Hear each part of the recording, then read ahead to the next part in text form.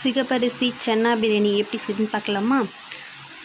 குக்கரில் தேவையான அளவு எண்ணெய் ஊற்றிட்டு பட்டை லவங்கம் பிரிஞ்சிலெல்லாம் ஆட் பண்ணிக்கலாம். நான் ஒரு 3 வெங்காயம் எடுத்திருக்கேன், அதை போட்டுக்கலாம்.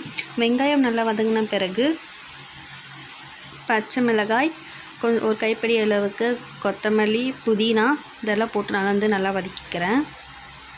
அரிசி பார்த்திங்கன்னா ஒரு 4 மணி நேரத்துக்கு முன்னாடியே நீங்கள் ஊற வச்சுக்கணும். ஏன்னா அது குக் ஆகிறதுக்கு ரொம்ப லேட் ஆகும், ஊறதுக்கு ரொம்ப லேட் ஆகும். அதனால் முன்னாடியே ஊற வச்சுருக்கேன். ஒவ்வொரு நைட்லேயும் நான் அந்த கொண்ட கடலை அதையும் இதையும் ரெண்டுத்தையும் ஒன்றா ஊற வச்சுருக்கேன்.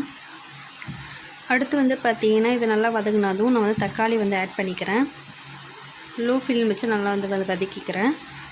இது ரொம்பவே டேஸ்ட்டாகவும் இருக்கும், ரொம்ப ஹெல்த்தியும் கூட உடம்புக்கு. வீக்லி ஒன்ஸ் கண்டிப்பாக வீட்டில் இருக்க குழந்தைக்கு செஞ்சு கொடுங்க. அடுத்து பார்த்திங்கன்னா ஒரு 2 தக்காளி நான் ஆட் பண்ணிக்கிறேன். நல்லா வதங்கிச்சு. 2 தக்காளி ஆட் பண்ணிவிட்டு உங்களுக்கு எந்தளவுக்கு தேவையோ அந்தளவுக்கு நீங்கள் ஆட் பண்ணிக்கோங்க. ரொம்பவே சூப்பராக இருக்கும். நான் பார்த்திங்கன்னா இஞ்சி பூண்டு நான் பார்த்திங்கன்னா நல்லா இடித்து ஆட் பண்ணிக்கிறேன். நீங்கள் பேஸ்ட்டாக வேணாலும் ஆட் பண்ணிக்கலாம். அடுத்து பார்த்திங்கன்னா 2 டேபிள் ஸ்பூன் தயிரும் ஆட் பண்ணிக்கிறேன். ஆட் பண்ணிவிட்டு வெறும் மிளகாய் தூள் ஒரு 2 ஸ்பூன் போட்டு நான் நல்லா பச்சை வாசனை போகிற வரைக்கும் வதக்கிக்கிறேன்.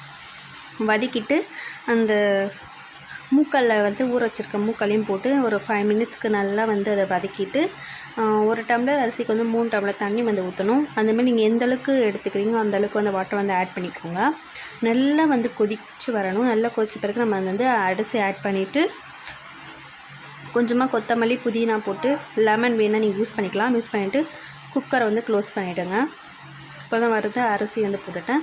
புதினா கொத்தமல்லி எல்லாமே நான் ஆட் பண்ணிடுறேன். இந்த மெத்தட்லேயே நீங்கள் செஞ்சு பாருங்கள், ரொம்பவே சூப்பராக இருக்கும். இது க்ளோஸ் பண்ணிவிட்டு ஒரு 7 விசிலுக்கு நல்லா வரணும். அப்போ தான் நல்லா குயிக்காக அது வெந்திருக்கும். இப்போ பாருங்கள், சூப்பரான ரைஸ் ரெடி ஆச்சு. நீங்களும் இதை ட்ரை பண்ணி பார்த்துட்டு எப்படி இருக்குன்னு மறக்காமல் எனக்கு கமெண்ட் பண்ணுங்கள்.